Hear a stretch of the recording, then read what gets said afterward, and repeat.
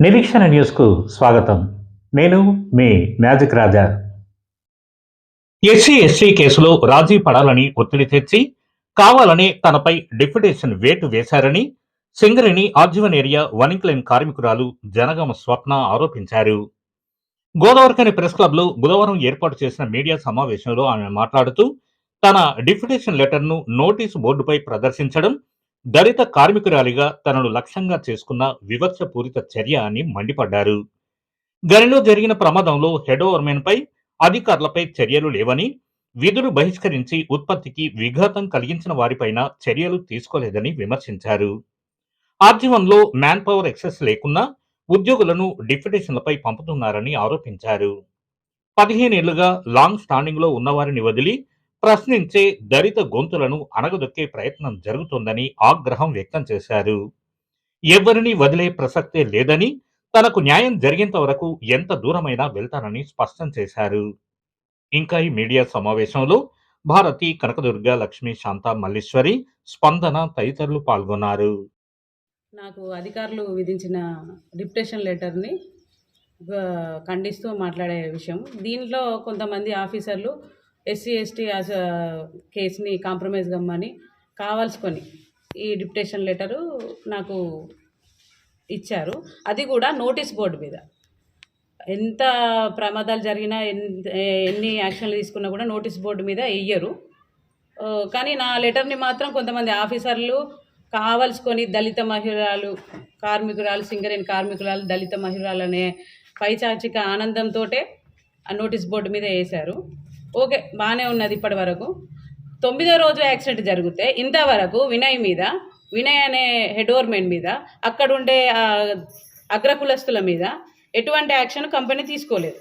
దాదాపుగా 5 గంటలు production hamper చేసి విధులను బహిష్కరించి ధర్నాకి పాల్పడిన వాళ్ళ మీద ఇంతవరకు యాక్షన్ లేదు. కానీ ఒక దళిత మహిళరాలు, సింగరేణి కార్మికురాలనే నా మీద ఈ డిప్యుటేషన్ వేటు వేసిర్రు. ఓకే, ఇంతవరకు బాగానే ఉన్నది. చిన్న ఇన్సిడెంట్లకి ఇట్లానే 2017లో మహిళల ఇష్యూలను పెద్ద చేసి సింగరేణిలో మహిళా కార్మికులను ఉంచొద్దని ఇట్లానే యూనియన్స్ ఫైట్ చేసినాయి. అప్పుడు కూడా మా ఉద్యోగాలు తీసేసారు. ఇప్పుడు కూడా ఏదో దీని వెనకాల పెద్ద రాజకీయ పోద్బలం ఉండే ఈ ఘాతకానికి సిద్ధపడుతున్నారు. దీన్ని నేను వ్యతిరేకిస్తున్నాను. ఎంతకైనా సిద్ధపడతాను నేను. ఇది మా ఇష్యూ, మా ఆడవాళ్ళ ఇష్యూ, మా చిన్న ఇష్యూ. దానికి అంటూ ఒక సెల్ ఉంది, దాన్ని పరిష్కరించవచ్చు.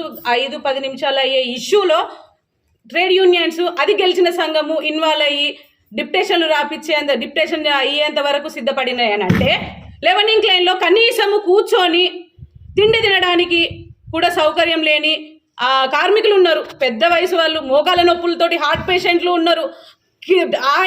బాక్స్ ఆయన తినడానికి కూడా అసౌకర్యంగా ఉన్నది. పెంటలతోటి, కుక్కలతోటి, కోతులతోటి అసౌకర్యం ఉన్న 11A మీద ధర్నా చేయండి. మరి ఇంతవరకు అట్లాంటి యాక్షన్ లేదు. డిప్యుటేషన్లు అండర్ గ్రౌండ్లో మ్యాన్ పవర్ అనేది ఎక్సెస్ ఉండదు. కానీ అండర్ గ్రౌండ్ క్యాండిడేట్స్కి, ఎంప్లాయీస్కి ఎట్లా డిప్యుటేషన్ రాస్తున్నారు? ఆర్జీవన్ మొత్తంలో దాదాపుగా సగం డిప్యుటేషన్ల మీదనే పోతున్నారు. ఎట్లా? అండర్ గ్రౌండ్ పర్సన్స్ని. నేను ఏం చేసినా, సింగరేణి ఆస్తులని ఏం ధ్వంసం చేసినా, అంత ఘాతుకానికి ధర్నా చేసి ఒక మహిళ మీద యాజ్ ఇట్ ఈజ్ మణిపూర్ని తలపించే ఘాతుకాన్ని చేసినా కూడా నేను ఏమి చేయకుండా నేను 2 కంప్లైంట్స్ మాత్రము సింగరేణికి ఇచ్చాను. ఇంతవరకు 10 రోజులైతుంది, ఇంతవరకు ఏమి యాక్షన్ లేదు. ఇంత ఘాతుకమా, ఇంత అన్యాయమా, ఇంత కిరాతకమా? ఓన్లీ దళితులనే కదా, దళిత సింగరేణి మహిళలనే కదా ఇంత ఘాతుకానికి తోడ్పడుతున్నారు. దీని వెనకాల పెద్ద హస్తాలే ఉన్నాయి. ఎవరిని వదిలిపెట్టేది లేదు. నాకు ఎట్లయితే అబ్సెంటిజంలో ఉంచిర్రో, గతంలో కూడా 20 రోజులు ఐఈడి నామ్స్ అని అబ్సెంటిజంలు ఉంచారు. ఇప్పుడు ఈ ఆర్జీవన్లో లాంగ్ స్టాండింగ్లో 15 ఇయర్స్ అవుతుంది. ఒక్కొక్క ఆఫీసర్ 15 ఇయర్స్ అవుతుంది. అక్కడనే ఉంటూ అందరిని బెదిరిస్తూ, ఒకే ప్లేస్లో ఉంటూ అందరిని బెదిరిస్తూ, సేఫ్టీని విస్మరించి ఇంక్రిమెంట్లు కట్ అయినాయి. ఎట్లా కట్ అయితే ఏం ఘాతుకానికి మీరు సిద్ధపడ్డారని మీకు ఇంక్రిమెంట్లు కట్ అయినాయి. అయినా కూడా వాళ్ళని అదే ప్లేస్లో ఉంచుతూ పైచాచిక ఆనందాన్ని కార్మికులను మొత్తము చట్టాలను కార్మికులను అందరిని చేతిలో గుప్పెట్లో పెట్టుకొని ఈ రోజున డిప్టేషన్లు, ప్రశ్నించే గొంతులను, ప్రశ్నించే దళితులను, ప్రశ్నించే దళిత నాయకురాళ్లను మీరు డిప్టేషన్లు కొడితే మేము ఊరుకునే పరిస్థితిలో లేము. నేను ఊరుకోను. న్యాయం జరగాలి. తగిన న్యాయం జరిగేంత వరకు నా పోరాటం ఆగదు.